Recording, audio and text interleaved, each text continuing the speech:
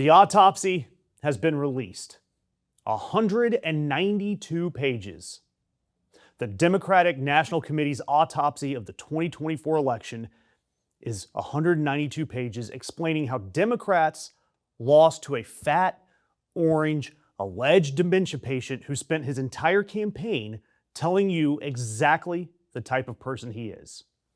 And with the release of this autopsy, the chair of the Democratic Party, a man named Ken Martin, released this out there on Thursday morning, and honestly, the statement he gave is honestly pathetic. He said, "This document does not meet my standards, and it will not meet your standards."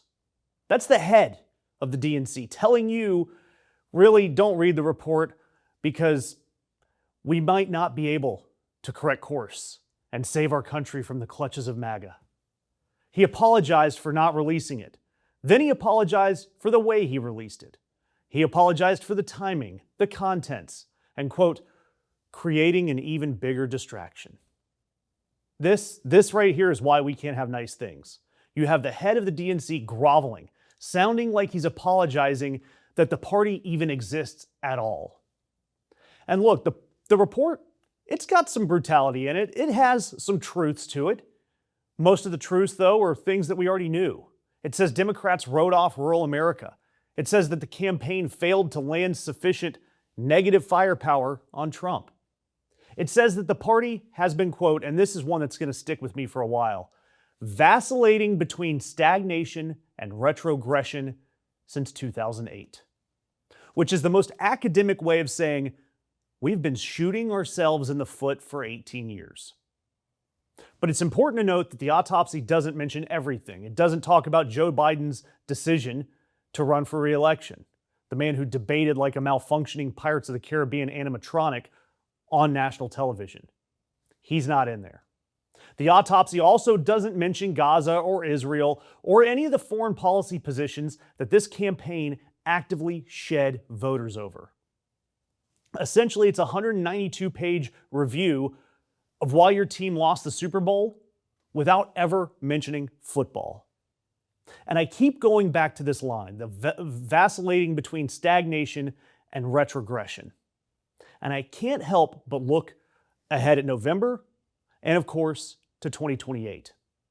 And I've got to tell you, for either of those, I'm looking for someone with fight in them.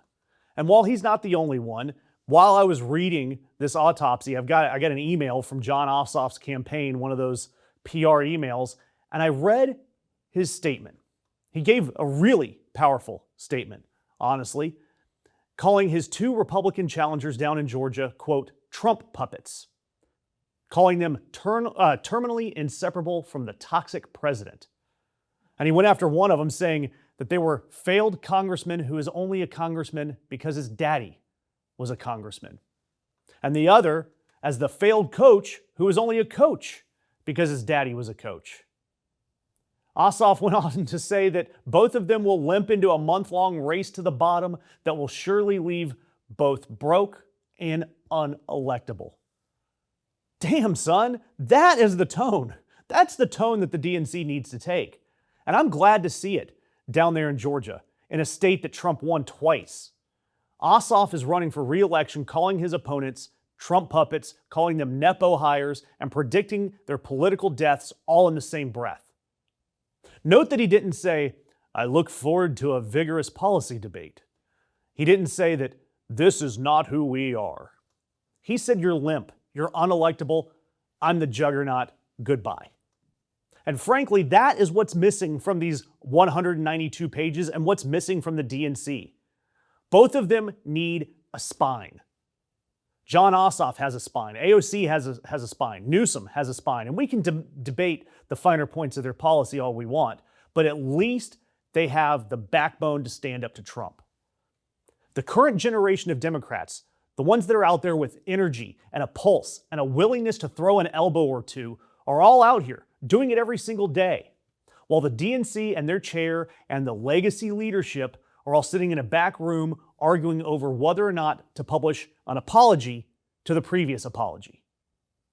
And the polling backs everything up. Trump's approval is at the floor. The economy numbers are upside down. Democrats are leading generic congressional ballot by the biggest margin since 2017. And we've seen all the special elections. They've been swinging Democratic by an average of 15 points. The wind is howling at the Democrats' backs. And yet you have people like Ken Martin, the chair of the Democratic Party, apologizing for the wind. Look, yes, the autopsy, it's a mirror. And that mirror is showing that the Democratic Party, the problem's not the voters. The problem isn't the moment we're in. The problem is institutional cowardice. The problem is a consultant class that gets paid whether or not they win or lose. The problem is that one party is out there throwing punches and the other party is simply asking for permission to schedule a cup of coffee. The answer? People like AOC, people like Jon Ossoff that are coming out swinging. The answer is the people in this party who have figured out that the toxic president is a target the size of the moon and you shouldn't have to apologize for aiming at it. Do me a favor, subscribe to the Ring of Fire. Stay with us all through the midterms because we need to figure out which Democrats are going to be the ones throwing punches and exactly which Democrats are still rehearsing their apology tour. Because if 192 pages of autopsy taught us anything, it's that the party cannot be trusted to autopsy itself.